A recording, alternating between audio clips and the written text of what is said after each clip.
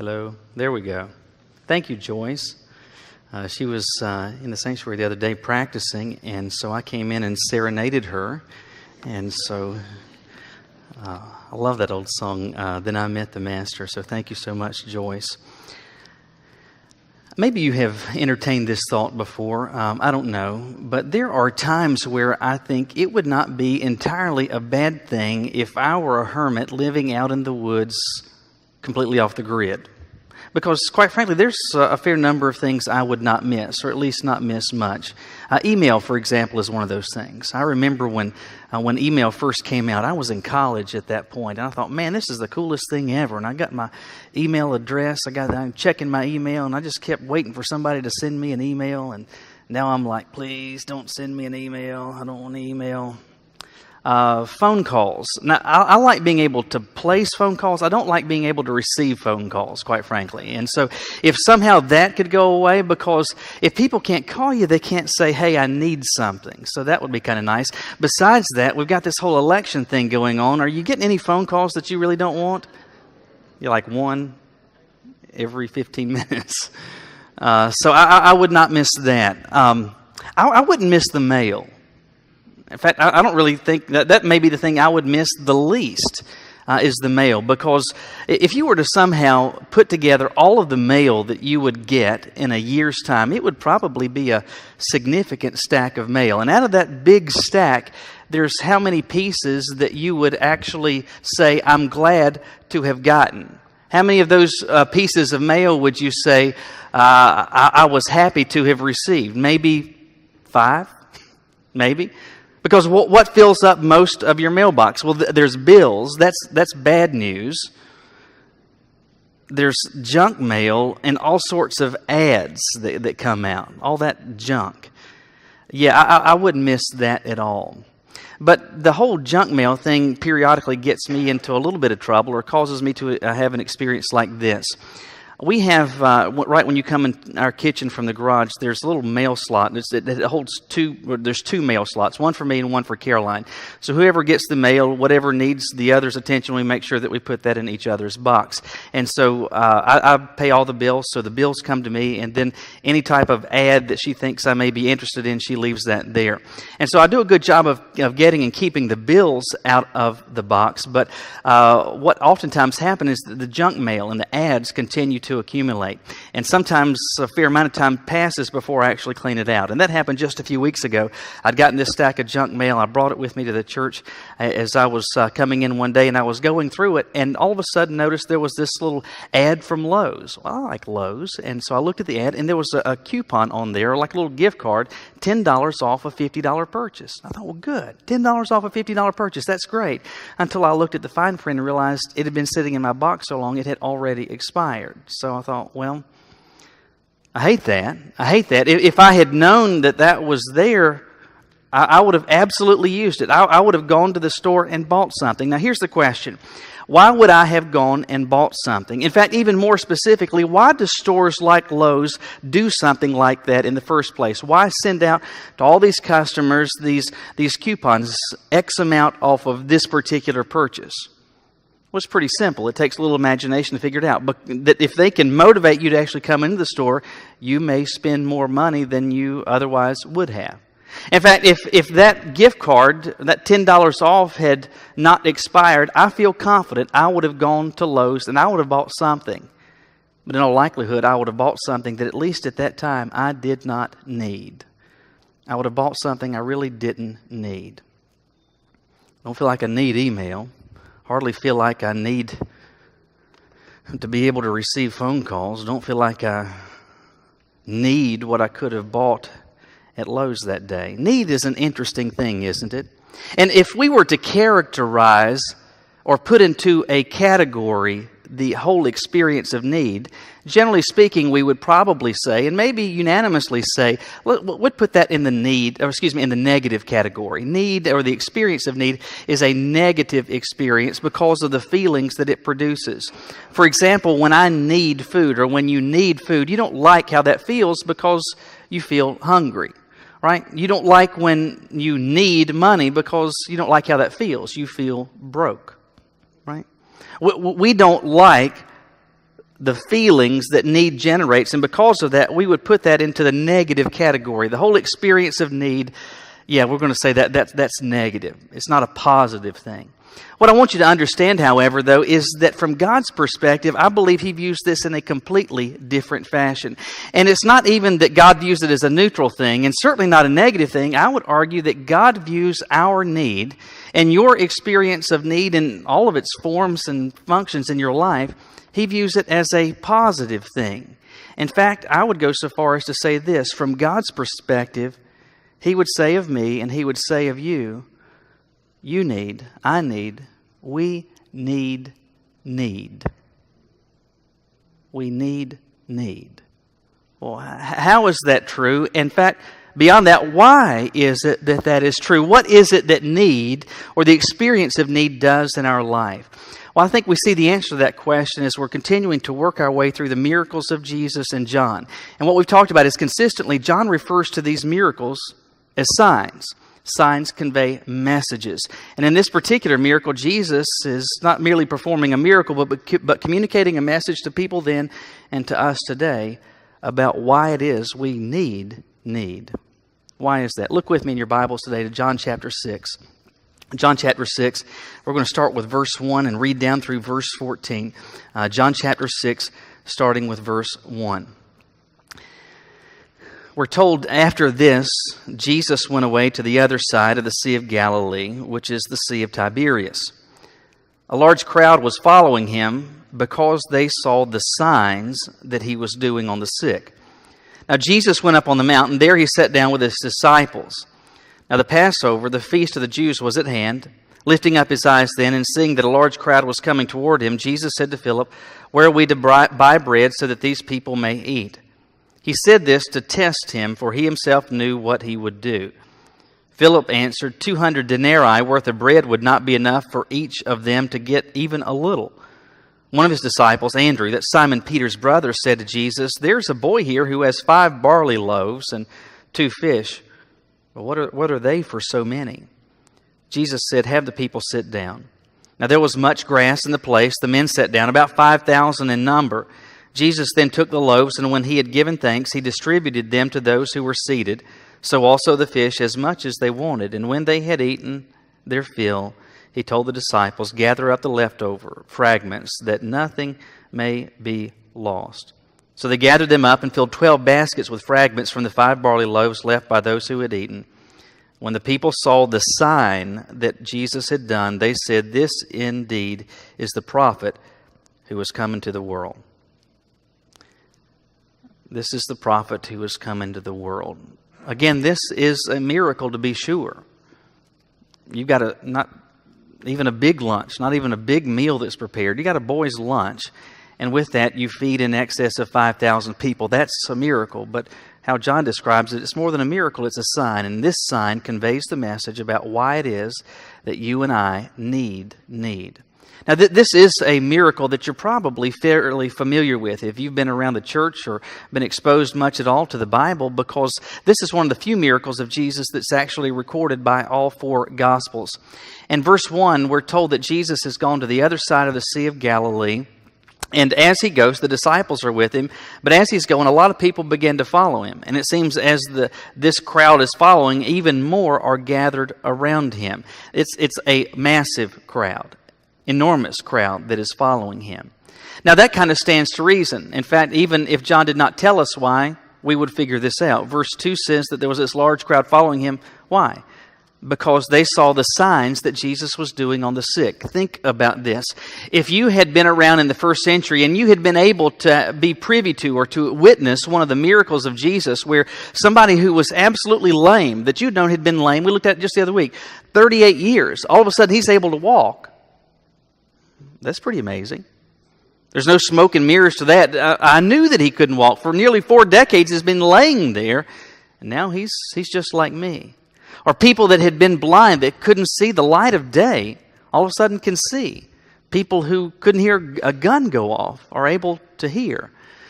you would have taken note of this. Beyond that, you would have told other people about this. You'd be like, hey, I don't know about this Jesus guy, but I'm telling you, he's doing and has done some amazing things. And I was there, I saw this. And so what is that going to cause them to do? To go check it out for themselves. Consequently, we have this massive, massive crowd. In fact, John here in this passage says that there were 5,000 men who were present. And that leads commentators to suggest that there were perhaps many, many times more than that who were actually present that day. If you were to count all the women and children, perhaps 10,000, 15, maybe 20,000 people. Regardless, big crowd. But let's just say for the sake of argument, it's just 5,000 people. Now, in Matthew's account, we're told that Jesus has been teaching the people all day. And he's gone up the side of this mountain, not to get away from the people, but he's gone up, it seems, to be elevated so that this massive crowd could see him, so that he might be able to address them, so that he could teach them and impart truth to their hearts. Again, Matthew tells us that this has been going on essentially for the length of the day. It is now late. And all of a sudden, Jesus poses this question. He asks the disciples, where are we to buy bread so that these people may eat? In all likelihood, these are people that were following Jesus thinking, okay, maybe we'll see him do a miracle. But Jesus isn't doing a miracle so far, he's teaching. And so they're spending more time with Jesus than they anticipated. Many of them, probably the vast majority, didn't bring or make provision for any meal, didn't bring a snack, didn't bring anything. And so they've been with Jesus all day, and the people are hungry, and Jesus is aware of this. He looks to the disciples and says, where are we going to buy bread so these people can eat? Now, John adds this note to us in verse 7, that Jesus did not say this because he didn't know what he was going to do. Rather, this was to test the disciples to see what type of response they would give. And so the response starts with Philip. Philip says 200 denarii. Denarii was the wage for a typical day's work. So about 8 months' worth of salary. Jesus, if we had that much money, which we don't, we wouldn't even be able to buy enough bread to give everybody just a scrap. Just kind of like a sample. There's not enough money for that. And even if they had the money, where in the world would they go and get that much food in a reasonable amount of time to feed that many people? There's no Sam's, there's no Costco, there's no Super Walmart, there's not even a little small grocery store. And even if there was, who's going to have that much food, that much bread, among other things, to be able to feed a crowd like that? So they are coming to grips with what seems to be an absolute impossibility. There are people there, including the disciples, who have a need. They need something to eat. But it seems that there is absolutely no solution. Philip says, if we had 8 months' worth of salary, we couldn't buy enough. Well, Andrew then chimes in. Andrew chimes in and he says, there's a boy here who has 5 barley loaves and 2 fish. You got to think, well, what are the disciples thinking when they hear Andrew chime in with this type of answer? It's as if Jesus has gone and said, hey, we need $1 million in like an hour. We need to come up with $1 million in an hour. And Andrew's like, I got a quarter. Okay, thanks. I mean, you've got to think the rest of the disciples are thinking, how did he make the cut, right? Yeah, thanks. 5 loaves of bread. And don't think Wonder Bread, big loaf. Think little small loaves of bread. This is enough for this boy. How in the world is this going to feed that many people? 5 loaves of bread and 2 small fish. And so there is this need, but there is this need that seems to have no solution. Here's the question: why did Jesus permit the situation to come to this? How is it that things on that day unfolded in such a manner? Why did Jesus keep them so long? Why didn't he say, all right, once it got to be about 1 or 2 o'clock in the afternoon, okay, guys, we've been at it long enough. You go ahead and go on home. I know you've got hungry mouths to feed. You've got children to take care of. Let's go ahead and go home, and we'll catch up maybe tomorrow. Why does he keep them to the point where there is this real and pressing need? Why would the disciples be allowed by Jesus to get to this point of need? That leads us to the first application. The first answer to this question, why is it that we need? Well, we need to see our limitations. You and I need to see our limitations. Jesus wanted them, not simply the disciples, but the crowds, to experience a real and tangible need for which there was no reasonable or logical solution. He wanted them to face a mountain that they could not climb. He wanted them to face a problem that they had no power to solve. Why? So that they could recognize their limitations. There are things that are within their ability, but that list is pretty small. And at the end of the day, you're going to, as they are going to, come to circumstances and experience need that has the wonderful benefit of showing me and showing you you're not as good as you thought you were. You're not as strong as you thought you were. You don't have all that you thought you have. We are so limited.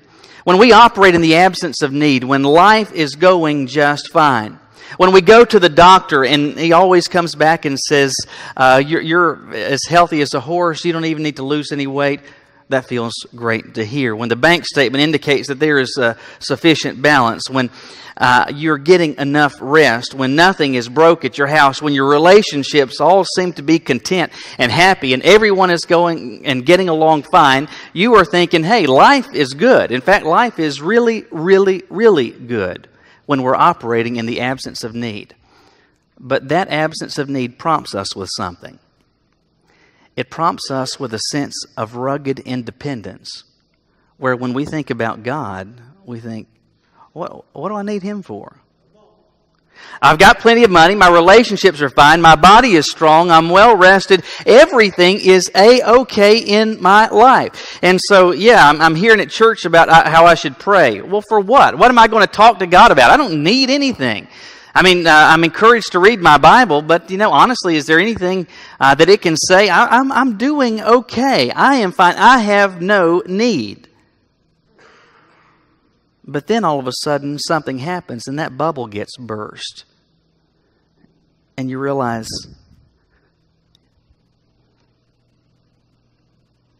things aren't as good as I thought they were. That out of the blue bad test result comes back from the doctor and reminds you physically of how frail or feeble you and I each are. That busted timing belt and the need for a rebuilt engine just out of the blue reminds you of just how tentative your financial state is. A spouse coming home seemingly out of the blue and announcing to you, I have had it, reminds you of just how fragile our relationships, your relationships, can be. What I'm trying to say is this: need shows us, like nothing else can, just how limited we are. Your need helps you to see just how limited you are, and it does the same in my life. I think it was Monday night at our house. We'd finished supper, and Catherine tells me that the light in the bathroom at the end of the hall won't turn on. And so I figured it's probably some old bulbs. It's a fluorescent fixture, and I went and checked it. Lights wouldn't come on, so I thought I need to get a couple of bulbs. I went over to Home Depot, bought a couple, came back, put them in, and the fixture still won't come on. Make a long story short, I started testing some stuff. I took the switch out of the wall, still left it wired, and took the bulbs off. And I went up. There's if you're familiar with a fluorescent fixture, there's a metal cover that covers up all the electronics, where the ballast is and where all the wires connect inside. So I've taken that off. I've done some ciphering. I'm trying to diagnose the problem. And before I put that cover back on, I think I may have this working. And so I put some bulbs in, and sure enough, it comes on. And so I know at this point I need to take the bulbs out and then put that metal cover on. Well, I'm standing up on the counter, the sink, up there working on this. And the thought occurs to me, as I put this metal cover on, I probably ought to get down and turn the switch back off so there's no power going to this.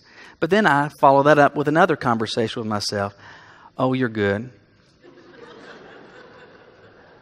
I'll be careful. I'll be fine. There's no need to actually have to step down and walk over to the switch. I'll just be careful. And so I start fumbling and fumbling. And all of a sudden had this experience that I would describe as shocking.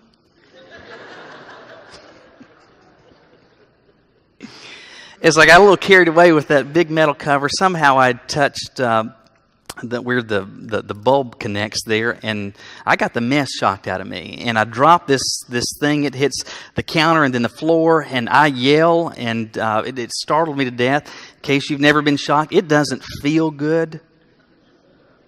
Not at all.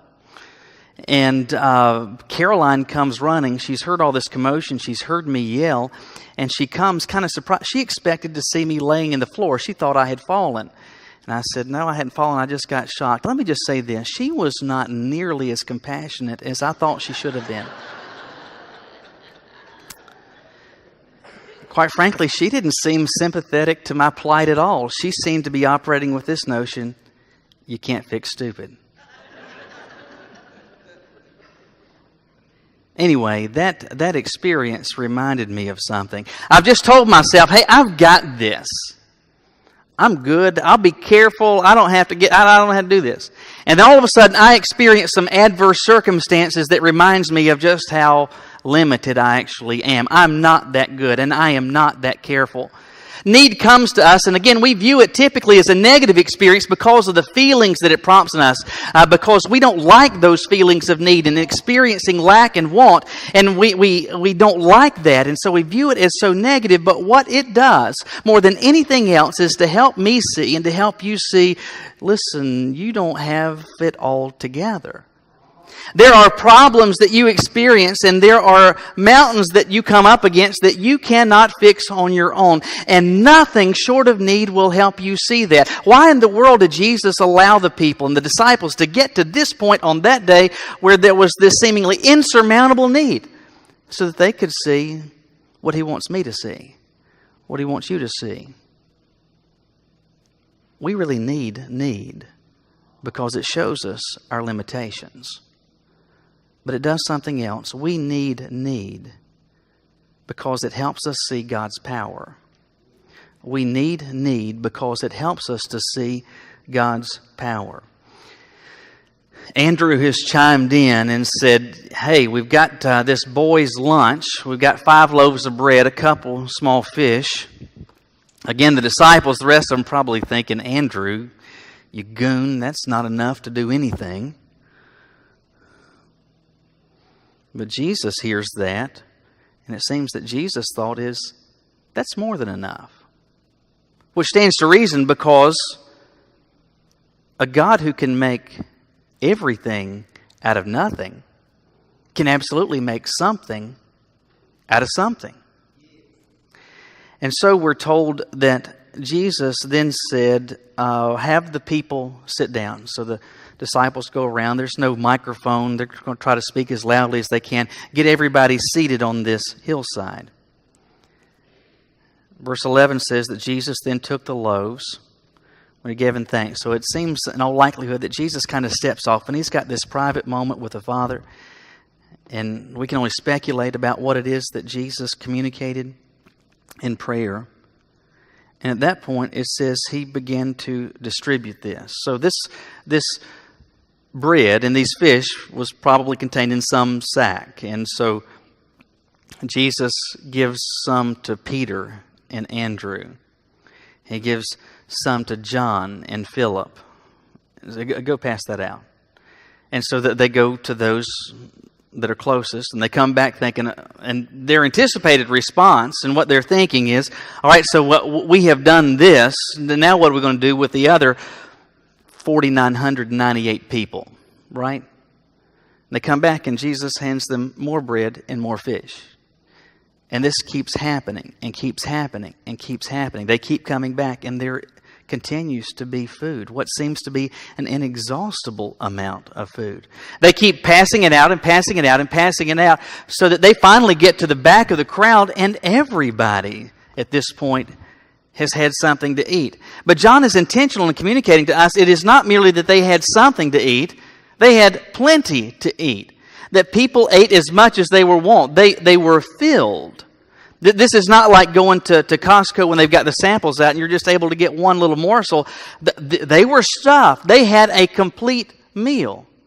Besides that, John includes the additional detail that after everybody has had more than enough, I mean, they're stuffed, that Jesus says, hey, start gathering up the fragments. Let's get the leftovers together. We'll see if somebody's got some Tupperware that they brought with them, maybe some Ziploc bags that we can put this in. And so bring all the scraps together, and there was enough left over to fill 12 large baskets. The leftovers were exponentially greater than what they even started with. I mean, if Gomer was a disciple, he would have said, Shazam. I mean, the rest of the crowd probably didn't know all the details, but the disciples certainly did. They knew what we started with. We got a lunch, somebody's lunch box, and out of that lunch box, we're going to feed at least 5,000 people, maybe 10,000, maybe 15,000 people were fed by this. Why did Jesus allow the disciples, and why did He allow this crowd to experience this need? In short, so that they could see the power of God at work. Jesus wanted them to see something that they could not fix, to get around or overcome, so they could witness what only He could do. He wanted them to experience needs so that they could see a demonstration of what only God can do. But that could only happen when they got to a point when the need was greater than their ability to fix. The need was greater than their ability to solve. There is something that, and I have mentioned this before, but it has, at least in part, fallen on deaf ears. So let me rephrase it again this way. I have heard it who knows how many times in my life. You probably have as well. Maybe even you have on repeated occasions said something like this to someone else, particularly if they're also a follower of Christ. Somebody's going through a really difficult time. Their heart's broken. They're scared. They're uncertain. They're all of these things. And they come to you with tears in their eyes. And so what do you say? Try to be an encourager. And you say, listen, what I know is this. God's not going to put more on you than you can bear. Doesn't that sound good? Put that in a Helen Steiner Rice card. Maybe even one with a little battery in it so that it plays How Great Thou Art when you open it or something. I don't know. You try to be an encourager. Say, listen, God's not going to put anything on you more than you can bear. You can do this. That sounds so good, except for this fact. It is emphatically not true. Please, hear me in this. Do not ever tell another soul God will not put more on you than you can bear. Because you know what the truth is? He absolutely will. He absolutely will. You don't believe me? Listen to what Paul says in 2 Corinthians chapter 1. He says this, we do not want you to be unaware, brothers, of the affliction we experienced in Asia. So he's telling these Corinthian believers, I want you to know how bad it was for us. And here's the description. We were so utterly burdened beyond our strength so that we despaired even of life. Listen to what Paul is saying there. He's telling these Corinthian believers, it was so horribly bad for us.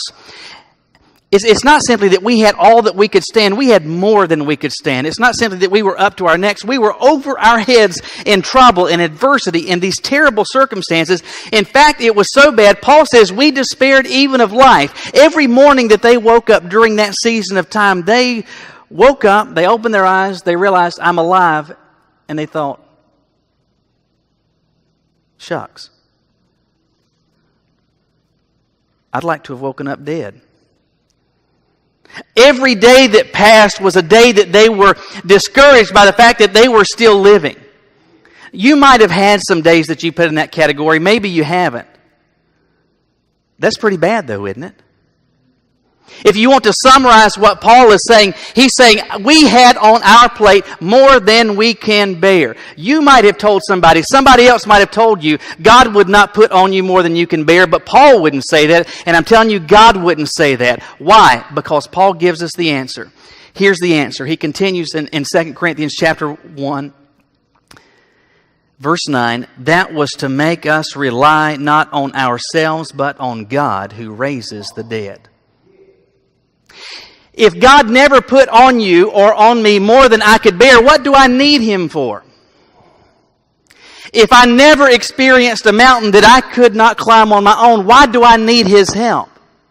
If I knew what to do in every circumstance, in every situation, why do I need His guidance? Why, if I experience grief or sadness or sorrow, why can't I fix that myself? Because God wants me to realize not only my limitations, but in the experience of need to recognize what only He can do. Why is this important to God?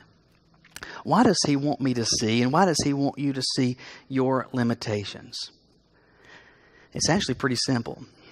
He is not interested in showcasing to anybody what you can do.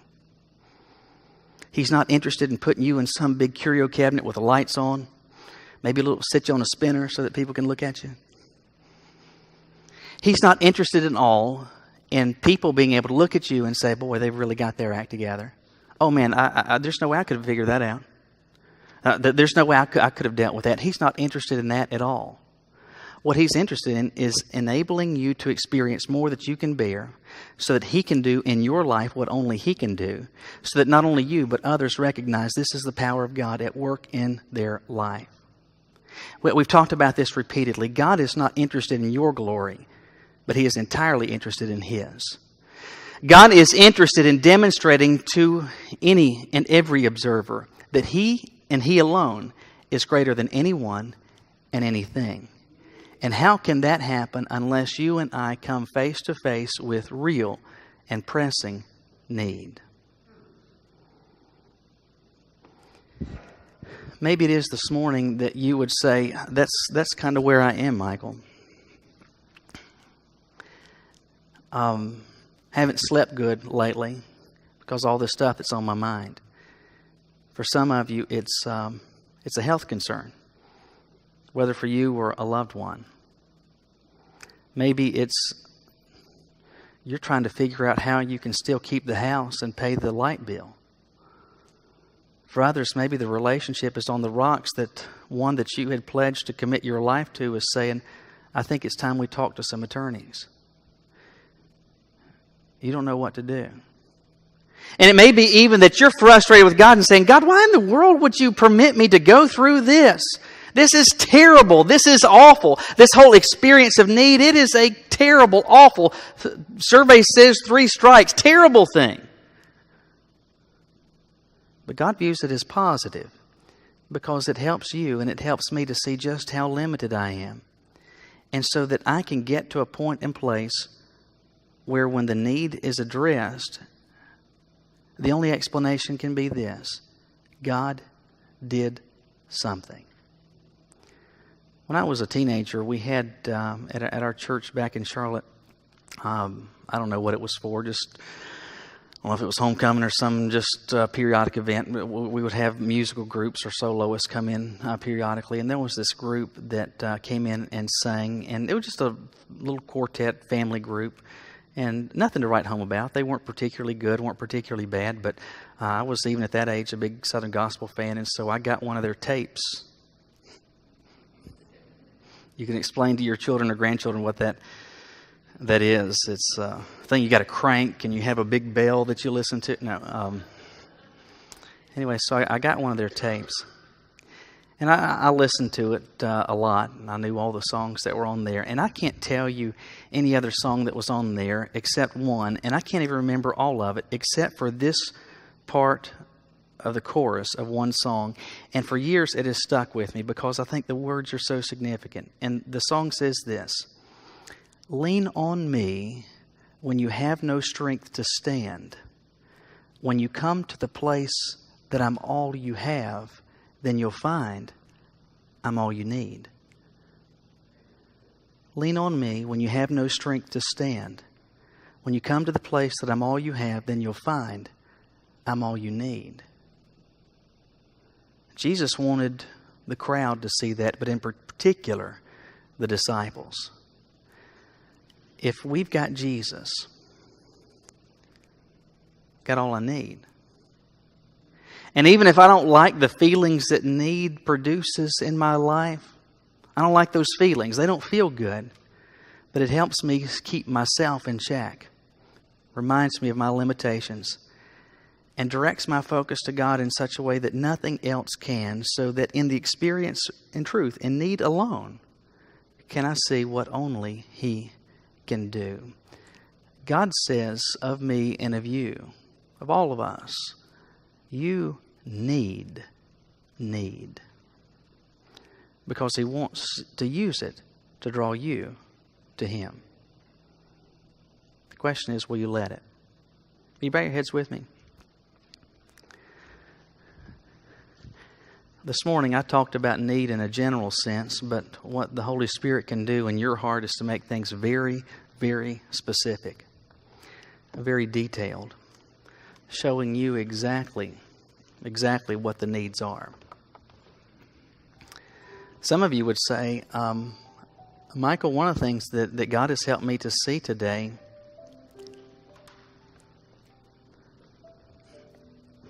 I've been living my life very much without Him. It's not that I don't think that He exists, but I can't say that I've got a personal relationship with Him. And somehow God has helped me to see that I need a personal relationship with Him. And He's used that need to prompt me to come today to figure out how I can experience that. If that's you, will you come in just a moment? Will you share that with me? Allow me to begin a conversation with you so you can experience what so many of us already have. For others, maybe what you need to do is that you say, I've already crossed that threshold of faith. I'm one of His followers. But I've been kind of waving my fists toward heaven because I've been really ticked.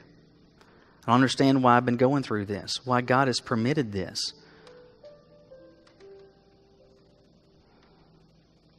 Could it be that He's been working all of those circumstances to this very moment to help you see that if you have Him in truth, not just as a cliche, but in truth, you've got all you need. And that He and He alone can do things that no one else, absolutely can. Maybe this is the place that God is showing you that He wants you to invest your life and family to become a part of this church. He's showing you that this is a church family you need.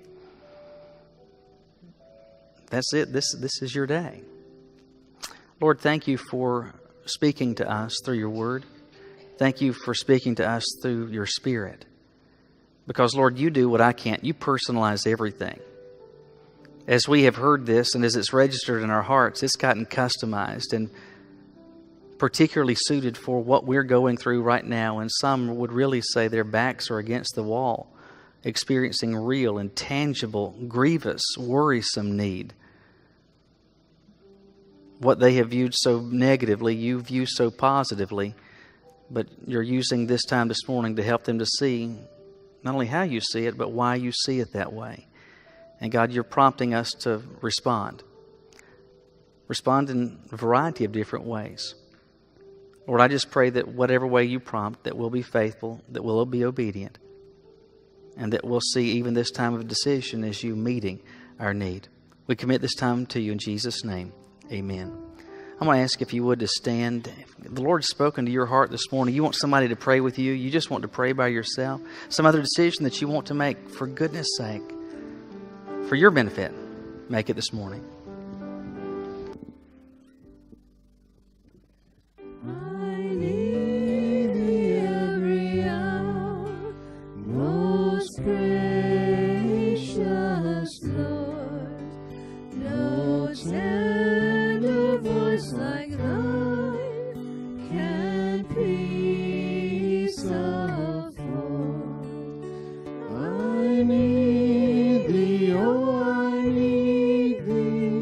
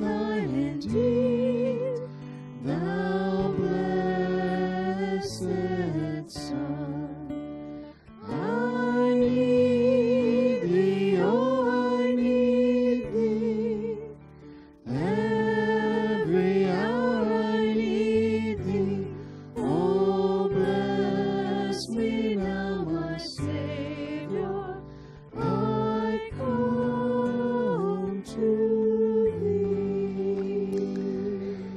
Well, thank you for being here this morning. Let me remind you a few things. I hate that we still don't have the projector. There's a part that's back ordered, so we're still hoping. And next week. So that's